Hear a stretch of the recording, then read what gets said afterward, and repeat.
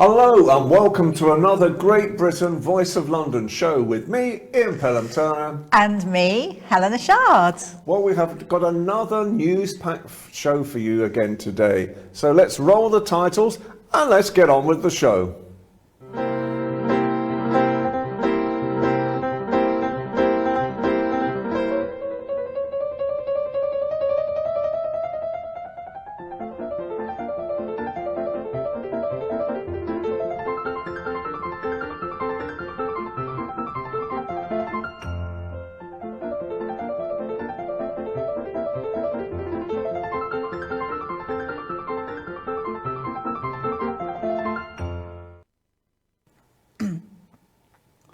Well, we've got a news-packed show for you today, so I'm going to pass straight over to Helena, and I think we start with the royals today. We do. So we're going to begin with Her Majesty the Queen. So unfortunately today, she missed the state opening of Parliament, which is absolutely unheard of. Well, it's the first time in 59 years.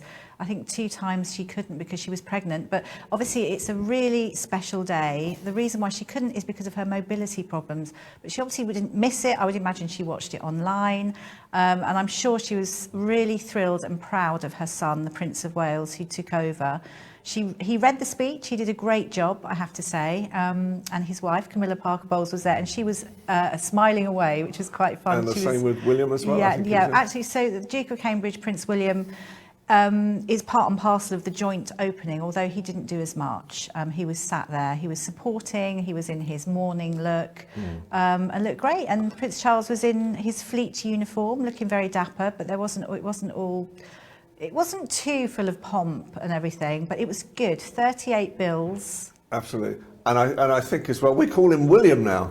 We do. Well, there's no more Prince William. Well, it's Wills and Kate. Yeah, well, not quite. We're nearly there. We're just that they're talking about it. It's a good move.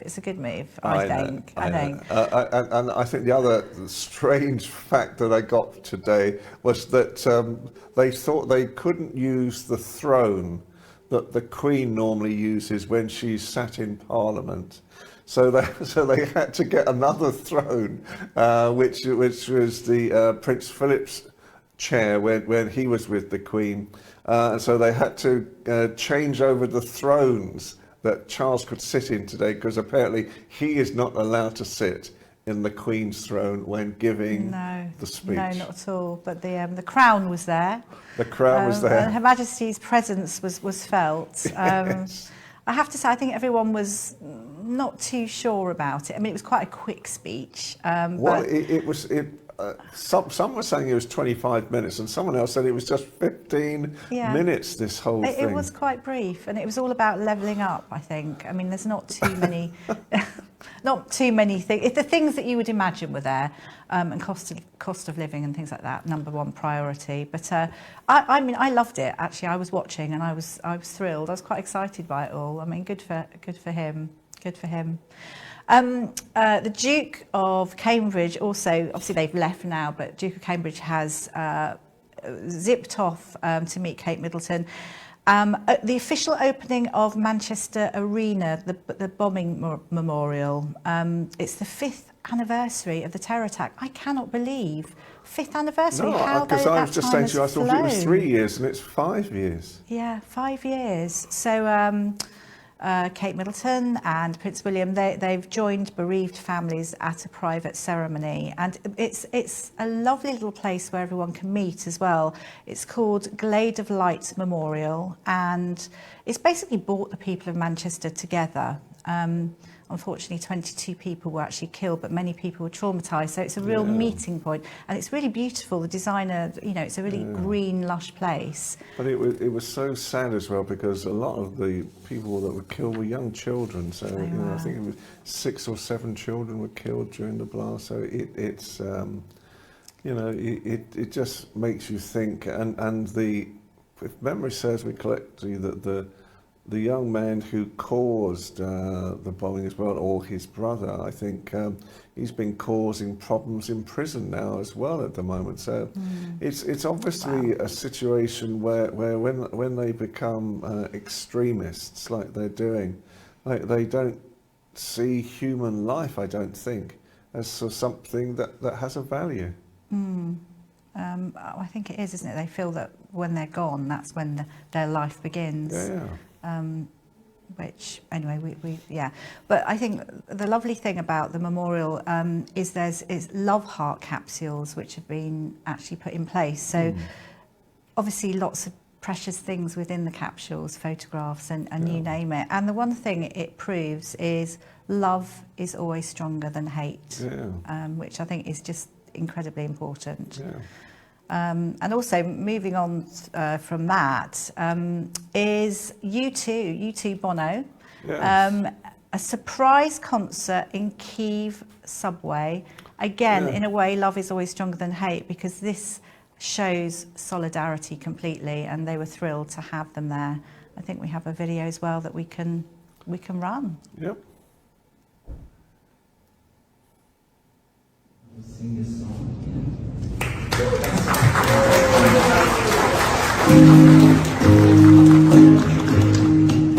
When the night has come,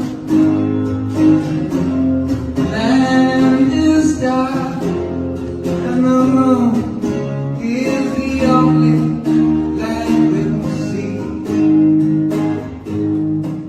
Though I won't be afraid, no, I won't be afraid, just as long as you stand by me. And darling, darling, stand by me. Whoa, stand by me. Won't you stand? Won't you stand? Won't you stand? Stand by me. Stand by me. In the sky that will look along, should tumble and fall, and the mountains should crumble to the sea. I won't cry, I won't cry, I won't cry. No, I won't shed a tear, just as long as you stand by me.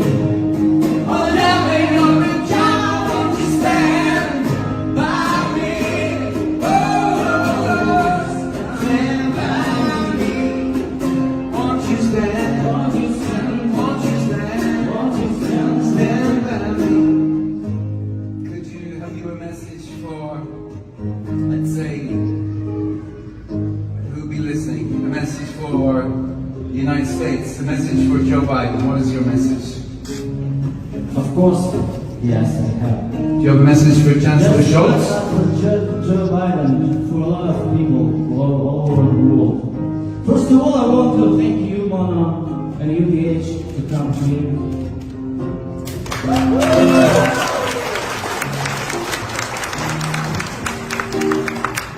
want to thank the people of United Kingdom for such a great support. We feel it.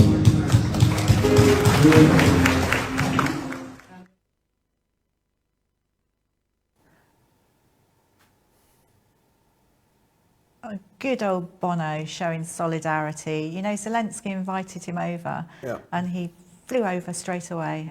So isn't that great? Showing Well, as I was support? saying to you, that in reality, that there was this saying in the past is that people know they're in trouble when Bono turns up. I don't know if I like that comment. I don't know how supportive that is. No, I think it's great, and I'm sure everyone absolutely loved it. I mean, I'm sure again, they did. anything that you've only got to look at what on earth is happening at the moment, and this constant Mariupol situation right now as well. I thought everyone was out of the steelworks, and apparently there are still 100 people. The soldiers are still in there. Yeah, which is just heartbreaking, isn't it? Anyway, so moving on. So good old Morrison's has rescued McColl and has actually taken on 16,000 of staff and paid off 170 million debts, which is absolutely fantastic, and saved all those pension schemes. And well, it is, and I mean, all these supermarkets are rich with money because last year and the past couple of years, excuse me, during the pandemic, the only place people could go to was supermarkets. So they were absolutely, cash rich. But to save 16,000 jobs, and especially at a time like this, again, is very, very important as well. Absolutely. And a little bit that I'd read as well, the actual person that started these shops, McColl's, Robert Smith McColl, his name is, in 1890, he was footballer's first superstar. He was a Pele of his day. And he was known as Toffee Bob, and he would actually be worth today 25 to 30 million because he was that brilliant. But I mean, there you go. That's just a little bit of information, which I always like to look up. And a little bit of a political twist as well. You know, the Northern Ireland Assembly, Ian, which I know that you love speaking about. So there's been lots of talk. I mean, not just that the government wants to sort out remaining Brexit issues, etc., but it's the Northern Assembly, isn't it? It's the Northern Ireland Assembly. So basically, Sinn Féin have taken over, and the president of Sinn Féin, a lady, is saying that she's now going to have a border poll within the next 5 years to try and unify Éire and Northern Ireland together. Well, you know, as I was discussing in another programme yesterday, at the moment, Scotland is looking at Northern Ireland. Northern Ireland is looking at Scotland. Wales is considering as well. We could end up where England is surrounded by the EU, you know, because if all three countries depart and join the EU again, then England is totally isolated within the situation. But whether this will happen or not, because Sinn Féin have said that they will take over the leadership of the Northern Ireland Assembly. The DUP have said, oh no, you won't, because they need to be involved as well to actually set this thing up. So basically, they've got 6 months now to actually decide. If it's not decided, they go to another poll again. So it's this, and in the meantime, Brandon Lewis, who is the Northern Ireland Secretary, excuse me, is saying that he may invoke Article 15, which means that the whole of Brexit and the EU is gone. Yeah. So they've obviously got themselves into another pickle at the moment. Well, no wonder it wasn't mentioned really in the Queen's speech today, because it's just it's quite vast. There's an awful lot of talking to be done. They haven't got any answers for it, because they certainly didn't expect Sinn Féin to become the overpowered party now. Neither did Sinn Féin, I don't think. Perhaps they did, I don't know. Perhaps they were getting other soundings.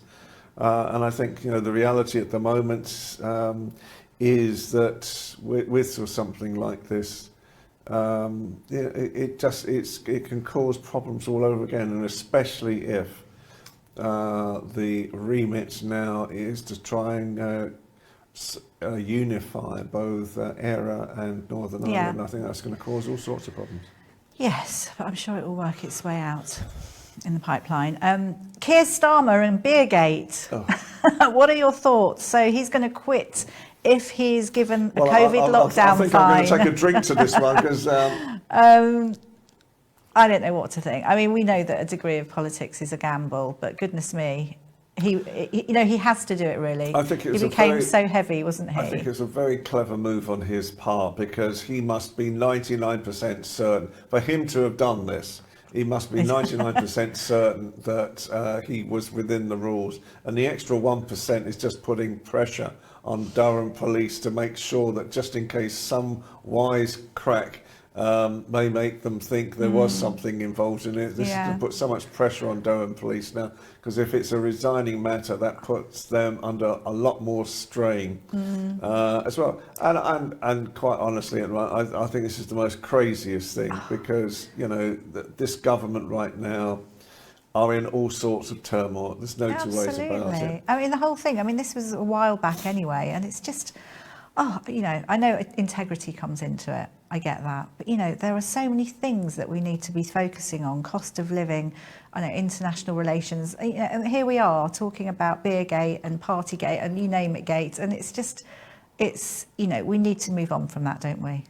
Well, I think Boris Johnson still needs to be held to account. I'm sorry, of course. I just There's a think big difference between 25 parties and one beer. You know, and a beer at the end of a very long working day during an election part. Yeah, because when you actually saw the visuals as well, it just looked very low key, and they looked like they were social distancing as well. It's a nonsense. It is, isn't it? It's a nonsense. And talking of beers and drinks and goodness knows what, the lovely, beautiful South Star Paul Heaton, Yes. what a lovely chap. He basically gave £1,000 to 60 pubs to go and have a drink for free. I don't know how he's managed to do it either, because did he literally go around each pub, 60 pubs? It sounds like the longest sort of I think it was pub crawl. I think he'd hoped to actually go to each pub and sing as well. He had these things in his mind, but he realised it would be such a big outlay that in the end he chose all these pubs. And it was really to thank everyone who's bought all his records over the years and showed him support. And I think, you know, look at the austerity and people are really feeling the squeeze. So people actually, he made so many people happy. They were there smiling away, cheersing his 60th birthday, and just, you know, because everyone's going through financial struggles. Good for him. Absolutely right. You know, when people were being interviewed yesterday and they were saying they couldn't afford a pint right now, and this is the first pint they'd had in a long time, and thank you for doing this. They meant it genuinely. Yeah. No, absolutely. I just think it's lovely, and what a lovely act of kindness. In fact, talking about cost of living things, just quickly, 10,000 employees have signed up to the real living wage, which is £11.05, as opposed to £9.50 that most people are on. So that's quite heartening, I think. Well, that's good. It's Yeah. excellent. Also, I don't know if everyone's been following Sadiq Khan on his 5-day tour in the US, and I caught some of it on TV. And so it's Let's Do London. So in Times Square, that's where I saw him doing it. And there was lots of razzmatazz, and obviously we're wanting to boost London tourism, and don't we need it? And also the tech industries to attract investment to London, but it's cost $5 million, hasn't it, just for these 5 days? So I'm hoping that I don't mind that, but I wish, as you know, I go to the World Travel Mart each year, held in London. Yeah. It is the largest collection of selling London to the world, and it took me an hour to find our stand because it was hidden in a corner. So, you know, I think it's all, and obviously it's very good for Sadiq Khan right now. You know, he loves publicity. There's no two ways about it. He has as I understand it, allegedly, he has his own TV station in the basement of his house, even. oh wow! And he spends. Didn't know that. I think I think the annual spend for PR officers alone is something like about 2.4 million.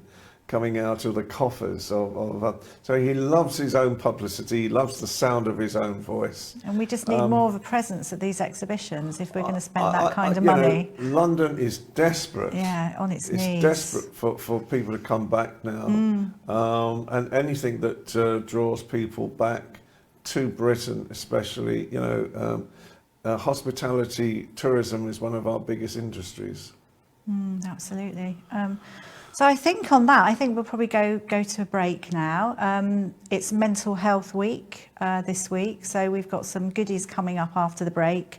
The Mental Health Foundation was formed in 1949, which seems like forever ago, and that's obviously the main charity which helps with mental health and creates obviously the awareness in the UK. So I look forward to chatting about that when we come back.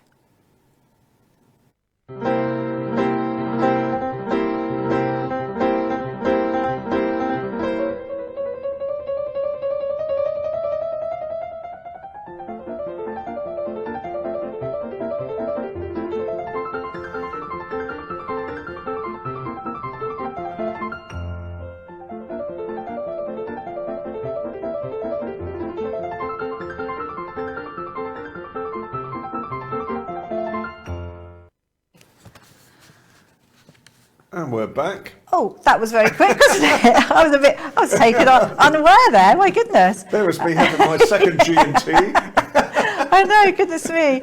So, yes, it's Mental Health Awareness Week, which is really, really important. So it's from the 9th to the 15th. And there are so many different things going on, as I mentioned. mental health awareness is just so important. I mean, over the years, I mean, I know that when we were doing the Chrissy B show, I mean, that was a long time ago. Yeah. And now people talk about mental health all the time. It's become much more normalised. Yes. But still, to keep talking is obviously the way forward.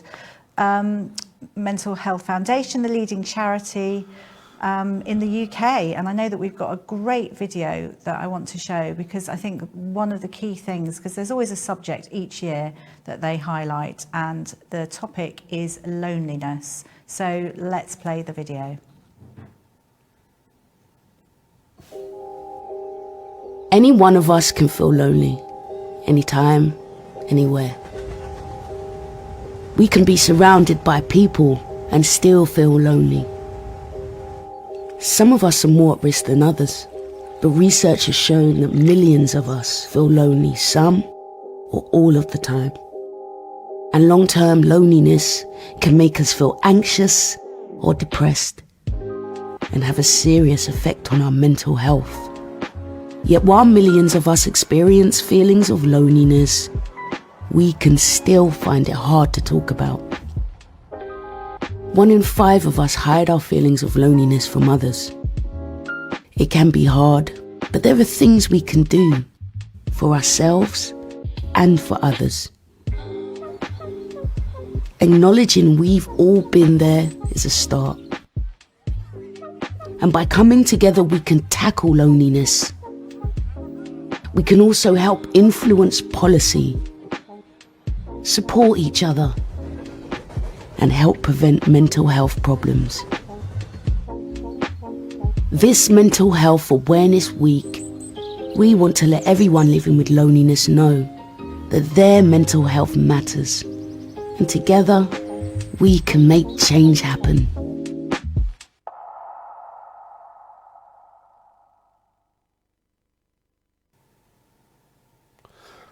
Quite a very well-founded charity as well, so it's so important, I think, to reach out. Absolutely, and I mean, we're all, you know, focusing on achieving good mental health, basically, and they're a fabulous organisation.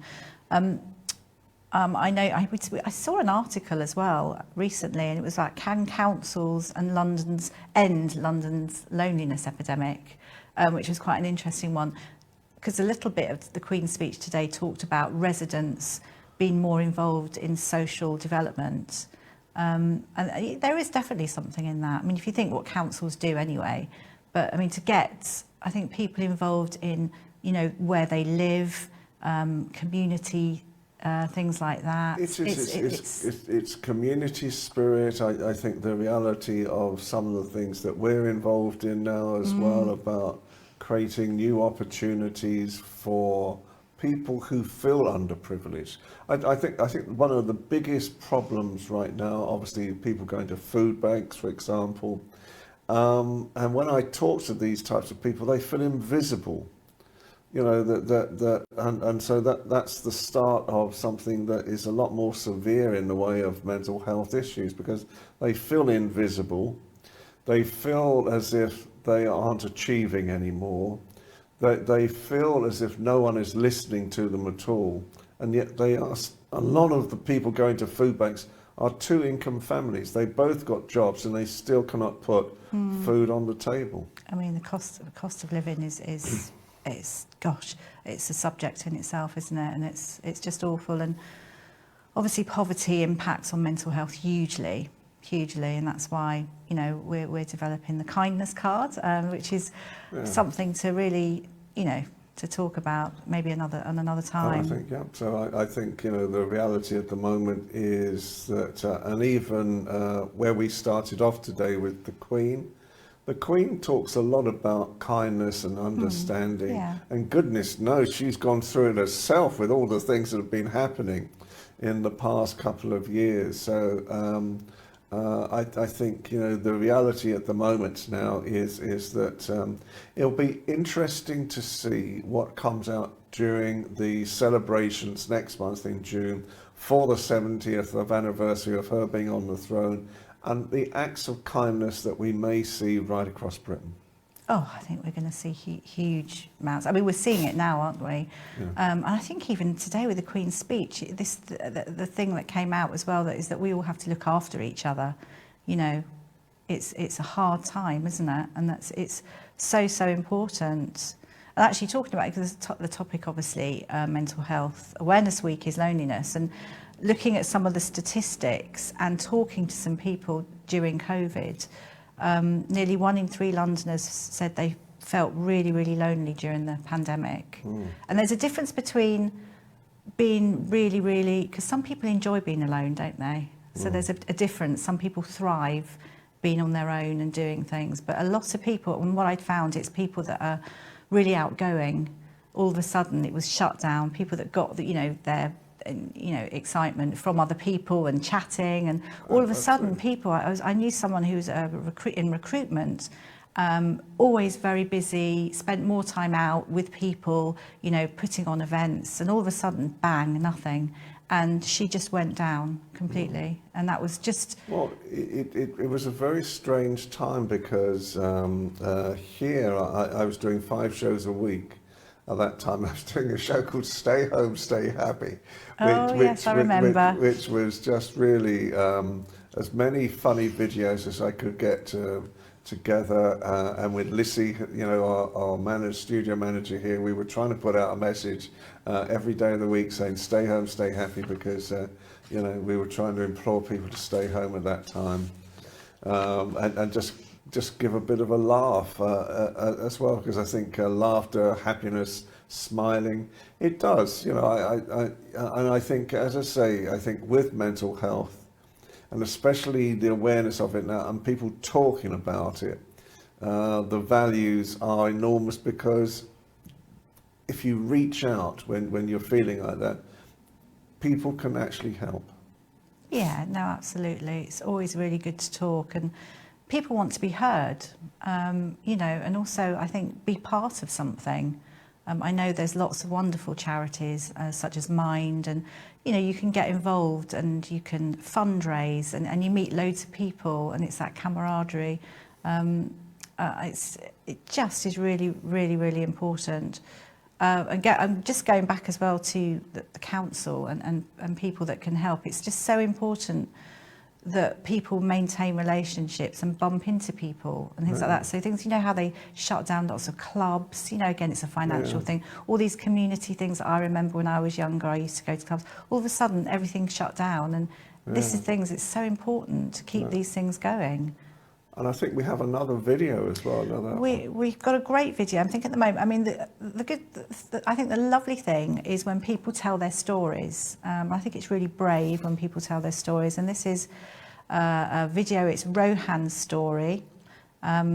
It's actually not Rohan that's speaking it. And it's quite poetic, I've got to say. It talks about how he feels. And I won't say too much more, but let's play it.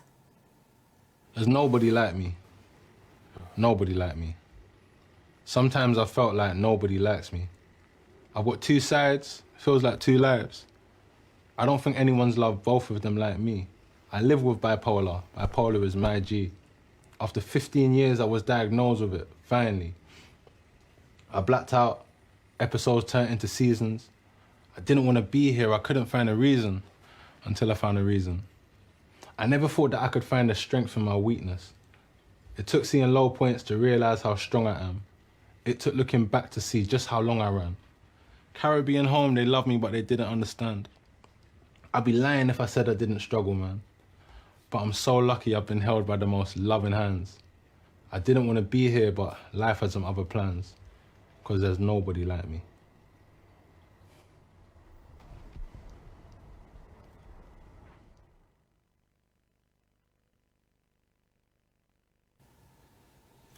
It's another great video from Mind. I think Mind is a great charity. It does so much good, and I think hearing people speak out, it encourages other people to reach out and get support, and also just to remember as well, it's you can have a mental health challenge, but it doesn't have to define you. You can still live with it. It's fine. It's okay. So I just think that's lovely. And spoken words, there's something so poetic about it. That was really, really enjoyable. Yeah. So We're coming to the end of the show, I think. But do you know what? I just wanted to just say one thing. I mean, I was really felt quite excited for. So, as an 8-year-old girl called Michelle, and she's from Grinling Gibbons School, primary school in Deptford, and she's just won World Maths Day. Absolutely. And it's a global competition that she's won of 10 million different people from 160 countries. Yep. And there she was. I'm absolutely excited, saying that she didn't really do any revision. She just does what she loves, which is maths. And I have to say congratulations to Michelle. And I wish I had that enthusiasm about maths. Don't you? I couldn't stand maths at school. I could never understand it. English I used to love. History I adored. Maths, absolutely. Like science left me cold. Really? Oh, I loved science. It's not that I disliked maths. I just didn't have a passion for it. No. So I'm always very excited. But I mean, good for her. I don't have that type of mind. Anyway, I It's think been a good we've show. had another great show again today. I have. think it's been very important to talk during Mental Health Week about mental health issues that we've managed today. And as I've stated in the past, the reality is that we talk about charities, good causes and communities on this show, and we're happy to hear from many more people who would like us to assist them to promote their charities or their good causes as well on this show. We always love to give a platform, and there are some amazing charities out there. It's really, how many we've been speaking about? It's been great, hasn't it? We've been speaking about loads of charities recently. So for me, Ian Perlham-Turner on Best of Britain, the Great Britain show, and the Voice of London on ALB UK television, it's goodbye from me. And we will see you next week. Goodbye from me, Helena.